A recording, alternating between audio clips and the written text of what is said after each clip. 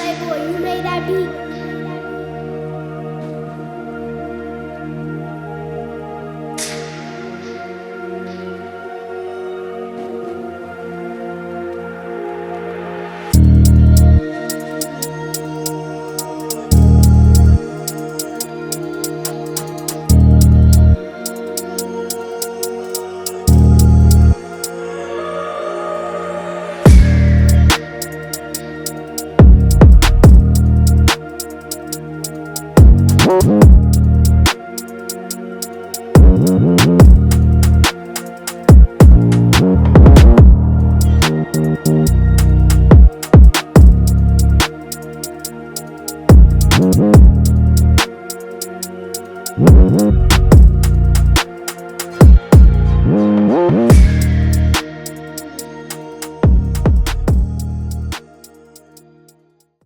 It's your boy E. Tally. We back at it again. This is a special episode.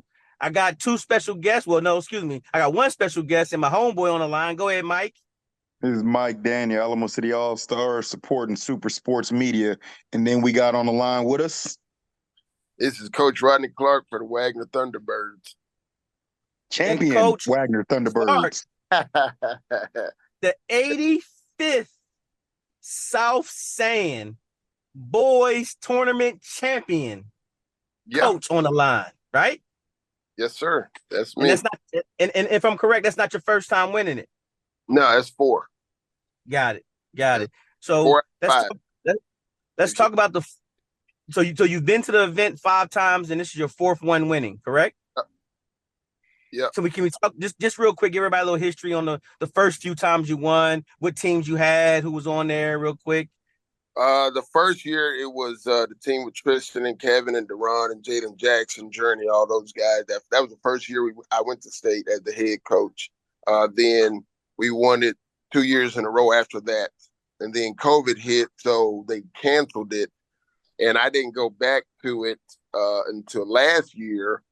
And I think we got 5th last year. We had to beat that team from Colorado that had that one kid that was going to Colorado State, I think. I can't remember his name. And then this year, we won it again. And real quick, if I'm correct, Trayvon didn't play due to concussion protocol, correct? No, I just his nose. Okay. His nose, we don't know. He got hit in the Shadow Creek game, and then he was kind of dizzy or whatever. But it was one of those things where, let's see what it looks like. You know what I'm saying? Right. No need, just let his nose heal up a little bit, and see what happens. He'll be fine. He's getting him a little rest, and we'll see whenever he's ready to play again. Much needed. And then real quick highlight, you sent 3 players was selected for all tournament. 2 were all tournament, 1 was MVP. And honestly, all 3 of those guys at different times of the tournament took over games that allowed you guys to win the games that you won, correct? Say it again. I'm sorry. No, it's okay. I said you had 3 players become all tournament players, and one of the 3 was the MVP, but all 3 of those players were players of a game at one time during this run that you went on, right? Oh yeah. Each one of those guys had a really, really good game where they were, where it was their night.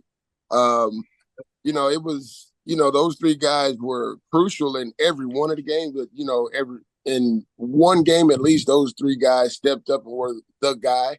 But as a whole unit, like some guys stepped up that, we hadn't seen step up this whole season so far. So, I mean, this tournament reminded me of, some of the teams we've had in the past with the competitiveness and how they play defense, just the toughness factor of it.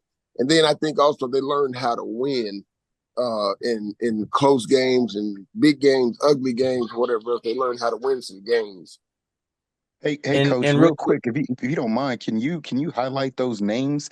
Your 2 all tournaments and MVP. Let's let the public know. Hey, these boys over at Wagner doing some things. Let's highlight them, Coach. Okay. And real, go ahead, Coach. The 3 guys that got the alternative team were senior Marcus Johnson. The junior 26, Damon Ramirez, the MVP was Jordan Thomas, who just came back to us. He was with us as a freshman. But then, you had guys like Tyler Jackson, Lance Johnson, Amonte West, even Kevon Carter, stepped in there, and a name that a lot of people don't know, and I ain't been putting it out there a lot, because district's coming up, is Isaiah Fields. Nobody doesn't know who that kid is, and I'm glad that they don't. Then I'm definitely not gonna say what he did well, because I don't want to steal anything. But again, but I wanted is one player, and I want to mention real quick, and it's Lance. Is how Lance has stepped up to be one of your leading, if I'm correct, off of Max Prep purposes. He's your leading scorer right now and rebounder, correct? I believe so.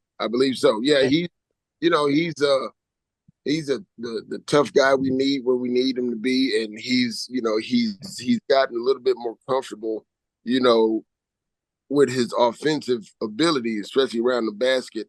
But yeah, he stepped up. He's hitting his free throws. He's doing a lot of stuff that a lot of people don't like to do. Well, Itali, we gotta remember we had the privilege of having Coach Clark on, earlier in the fall. Lance Johnson was one of the kids he talked about. When we asked about up and comings, that was a name that he knew a lot of people wasn't gonna know, and he referred to him as the dirty work guy. He's that guy that he don't care about setting the screen. He don't care about being big and being strong. And Lance gets it. He understands. Hey, you know what? I don't need the offense running through me. You guys keep on shooting these. Excuse me, I almost said something. We offline. These guys got to keep me off the glass, and then they got to deal with me. And so, I've had offline talks with my nephew. Said, hey, go be a rebounder and a finisher and make your damn free throws. Well, real quick, reason I bring him up, because Coach Clark, I want to give kudos to Coach Clark. He's one of the coaches that doing the things that we need all the coaches to do, and making sure that information gets into Max Prep, because Max Prep is nationwide. So it's not just for San Antonio, it's not just for Texas. On your side. Exactly. So with that being said, I just want to give kudos to him on a sneak tip, but at the same time, highlight Lance, because he did mention Lance. But again, he's so loaded with guard play. He just mentioned another guard that no one knows about. So I want to make sure we highlight the players, not just off of Max Prep, but just off of his team, period. And I'm kind of like, I'm purposely doing this the way I'm doing it, because I want to make sure everybody understands that, hey, if a team in a playoff caliber team like a Wagner can update our Max Prep, hey, so can you. So again, he's leading the way with doing that. And I want to make sure we spotlight these players. So go ahead, Coach. What else? Saying that, I got to go in and put like about 4 or 5 games in that I did not do for the tournament because we were so busy. And then yesterday I was so drained. I don't know if y'all can hear it in my voice. I almost lost it. And then today we had a game today. So, I haven't had enough time. We're leaving tomorrow for Houston. We play Wednesday. We'll have Turkey Day, Friday off, and then we go back to Houston again Saturday. So, my Thanksgiving break ain't really a break. Correct. Hey, you signed up for this. Oh, I know. That's what my mama told me too. And then with that being said, is all this getting you ready for your very first district game here against the New Braunfels Unicorns? No, not necessarily for that. It's getting us ready for, if we make a run later, we see certain types of teams that we won't see during district. You know what I'm saying? Okay. You have to play, and I'm a guy that, every year I have hopes and, I push them towards, that's everybody's goal, is to make it to the state. So I think for us in San Antonio, you have to play people outside of San Antonio, because you don't want your kids to be shocked when they run into them Houston and Dallas type teams. You know what I'm saying? So, because for the people in the back that ain't listening, can you say that again, please, on what it is you're getting prepared? Just let it be known it ain't about right now, because this is something that's across all levels of basketball. Right. Yeah. Like I said, it's for playoffs. So we don't have shocks, and we see, like, even in the region, once we get to the region, we'll see teams that might not look like guys in our district or, in San Antonio that we've played. So you have to be ready to play every type of team. You know what I'm saying? I think our district is going to be really good for us because they're going to be hard playing kids that play the right way, well coached, and we'll see a lot of zone, I'm sure, which that's good too because we need to see everything. And I think our district's going to be tough, but these games, these preseason games, these tournaments that we're in, we've seen so many different types of teams. I think it's good. We've seen Valley teams. We've seen all kinds of, So I think everything's going to be good for us. One of your games that we watched this past weekend, you actually went deep into your bench. And I asked you about that while we were just kind of, passing by, and you were like, no, I'm getting ready for just what you just said, a deep run. So did you find any, other than, mentioning Mr. Fields, did you see anything else from anybody else that you like, hey, look, just be ready for these guys, matchup wise or just play wise? Yeah, I think when you add Amante, Kevon Carter, and Isaiah Fields, right, that's three other guys. That's gives us about a good 8-9. Yes, sir. And how we want to play, we sometimes we want to make games ugly and we want to speed everybody up. We want to play fast. You can't have just 5 guys to do that. You have to have at least 8-9 guys to do that. And I think that those guys have, earned a little trust in us to where, certain matchups, maybe it won't be them, maybe it'll be a different guy. But I think all of them gave us some kind of look into, okay, we can go to war with these dudes too. It don't just have to be the top 6 guys. Right.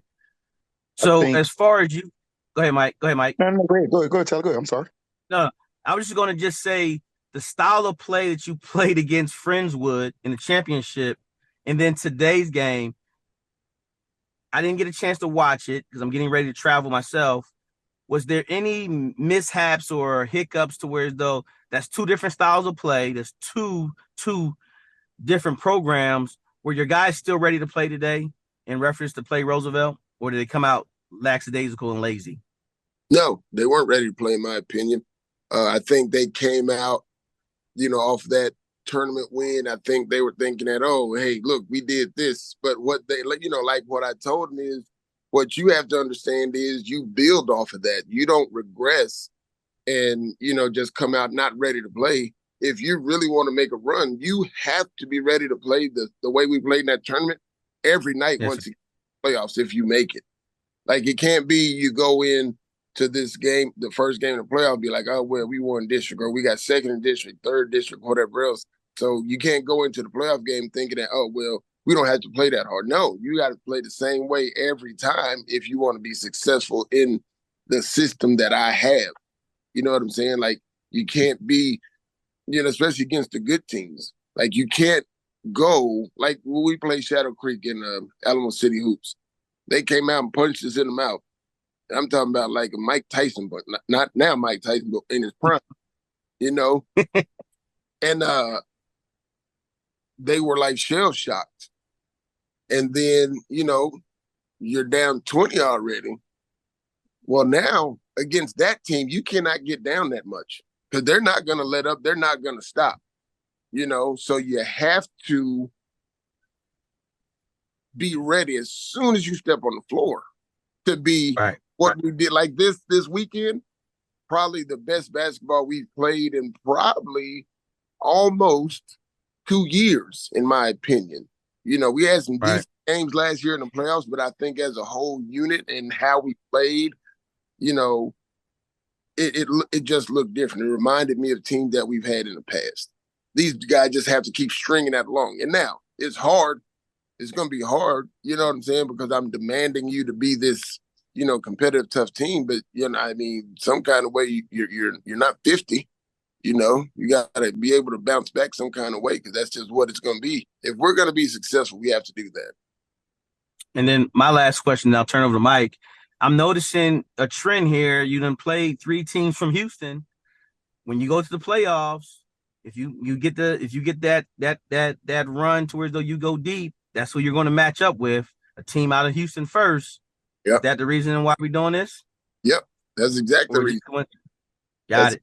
I love it. You have to, because the year that we played, when I had Tristan, all those guys, that first year I went to state, my schedule wasn't as tough. You know what I'm saying? It wasn't as tough. Yes, now, after we had that year, I got a lot of different invites from a lot of different people, because I had a lot coming back. So, and it just grew. And I think a lot of guys, in those two cities, they like the style of basketball we play and how hard our guys play. And so they just kept inviting us back to, you know what I'm saying?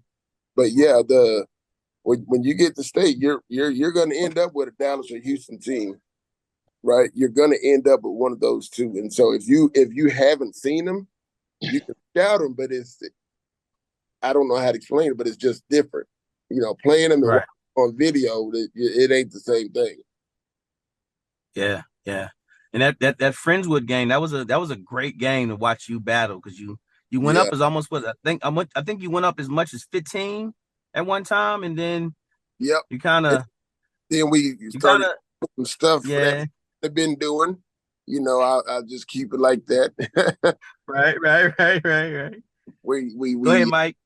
Let some guys get off that maybe shouldn't have got off, but it is what it is. Won, so that's all that matters. Well, I want to give big kudos to you. I've got a brother down in Corpus coaching Miller's football team, and he did something this year. Everybody thought he was nuts. He put DeSoto on their schedule. Everybody thought he was a psychopath. Right. He ain't thinking about walking through their district down there. He's thinking about what we're, just like you just said, what we're gonna see once we get past the area and all. And right. This is what we're gonna see later on. These grown men that are already ready to walk on Alabama's front line. Right. What you're doing is it's impressive. And I mean, there's several other teams, but we're talking about you. I love it. And the reason I love it is because it's rare that a team has depth, right? So many times. How many times have we seen this headline?